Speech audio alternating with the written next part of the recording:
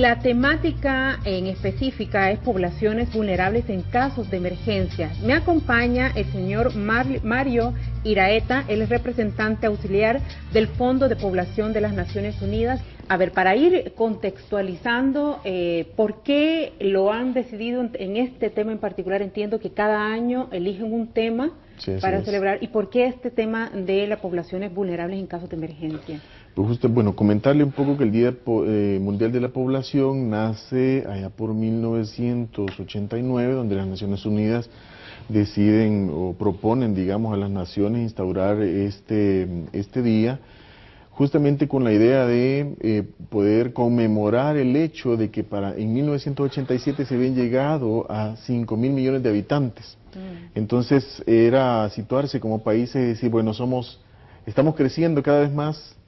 De hecho, tardó hasta 1830, se logró llegar a los 1.000 millones de habitantes. Desde el año 0 a 1830 a los 1.000 millones. Y luego a 1987 habían 5.000 millones. Habíamos quintuplicado en una parte muy pequeña, en un tiempo muy corto en relación a toda la historia, se había quintuplicado la población. Entonces se plantean los países y dicen, bueno, algo hay que hacer con esto, porque los recursos son limitados y la población va creciendo. Esperamos que ahí en el 2025 más o menos estemos alcanzando los 9.000 millones de habitantes. ¿Nos preocupa eso? Totalmente, bueno, ¿Por qué? Debería. Este año, Alicia, las Naciones Unidas viven, digamos, de lleno un evento que fueron los terremotos en Nepal, aparte de otras eventualidades que se han dado sobre desplazamientos de personas a causa de crisis, a causa de emergencias que se han dado, pueden ser climáticas, pueden ser también a causa de conflicto, tanto así que se han contabilizado alrededor de 60 millones de personas que han tenido que ser movilizadas por cualquiera de estas razones en este año que pasó. Por lo tanto, es importante plantearse, ¿verdad? ¿Qué pasa con estos 60 millones de personas? ¿Cuántos tienen condiciones que no son iguales al estándar de la población y por lo tanto hay que fijarse en ello, ¿no? El Salvador es un país que pueden haber terremotos, cualquier deslizamiento efectivamente, y entonces esto de, por ejemplo, ante esta eventualidad pasa que pues se agrupan para tratar de protegerse, y entonces, ¿qué pasa en estos contextos con las niñas y con las mujeres? Le voy a poner un ejemplo específico. Para la tormenta 12E hubo alrededor de 56.000 personas, según informes de Protección Civil, 56.000 personas que fueron albergadas. Pongámosle que la mitad de estas personas eran mujeres, en cualquiera de las edades que tienen. Usualmente en estas culturas se designan a las mujeres roles que le sobrecargan el trabajo, que en cualquiera de estos contextos, por ejemplo, si uno va a un albergue y pregunta cuál es la comisión encargada de la alimentación, las mujeres. Serán las mujeres.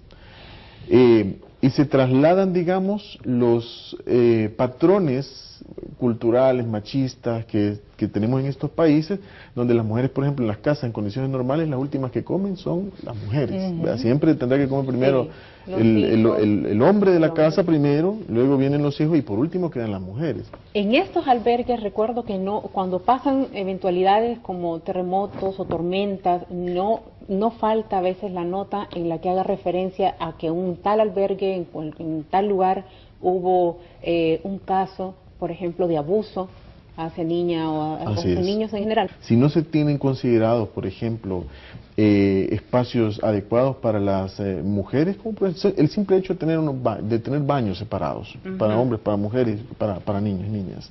Eso da lugar a que haya una incomodidad o un riesgo también para los casos de acoso sexual o de abuso sexual en los albergues. O, por ejemplo, cuando no hay espacio para colocar, digamos, los lugares donde se duerme con los niños y las niñas en un área protegida, porque en estos casos hay una aglomeración de la población en ciertos lugares donde puede haber de todo.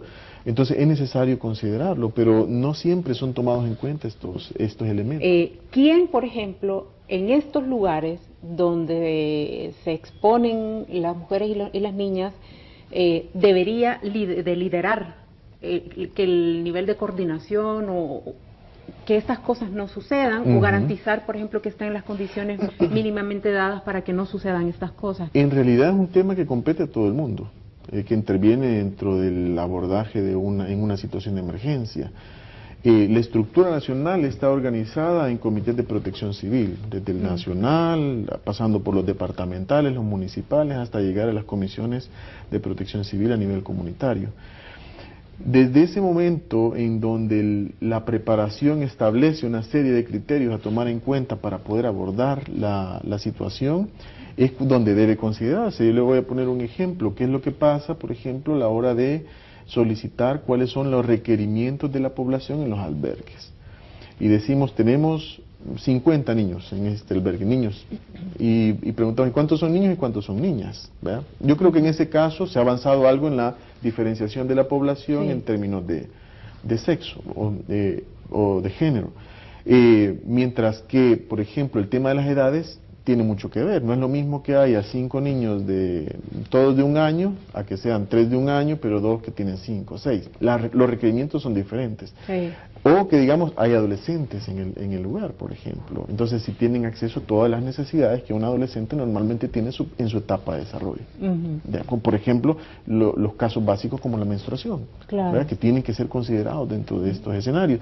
Pero parte, sobre todo, del cómo lo estructuramos a la hora de prever los eventos. Ahí tiene que ver mucho la estructura, pero a la hora de poder decir cómo lo vamos a aplicar tiene que ver mucho la población, porque es bueno contar con protocolos que consideren eso, porque al final son los protocolos los que guían a las comisiones de protección civil en los diferentes niveles de intervención. Quiero saber qué instituciones son las que tendrían que estar trabajando o viendo, por ejemplo, la elaboración de estos protocolos, o al menos pensando en términos de estructura, de cómo funcionar. Y de hecho fue un tema que estuvimos dándole vuelta en el Fondo de Población, de a quién invitamos para que llegara a estos espacios. Entonces, al final acordamos el Instituto Salvadoreño de Desarrollo para la Mujer, el ISDEMU, estuvo la directora ejecutiva, la licenciada Janine Argueta, estuvo el director de Protección Civil, Jorge Meléndez, y estuvo el viceministro de Salud, el doctor Robles Ticas. Porque pensábamos en esas 3 grandes áreas. Si las poblaciones vulnerables estamos enfocando en mujeres, miren, escuchemos del ISDEMU qué es lo que dice que se ha hecho y los avances que se han logrado en ese tema. Protección Civil, obviamente, porque son quienes pasan a liderar, digamos, la operación en casos de emergencia, y el Ministerio de Salud también, porque es necesario considerar otros temas, como, por ejemplo, qué hacer si una mujer está embarazada y está en un albergue, si se han considerado esas ¿cómo se llama?, particularidades de esta población.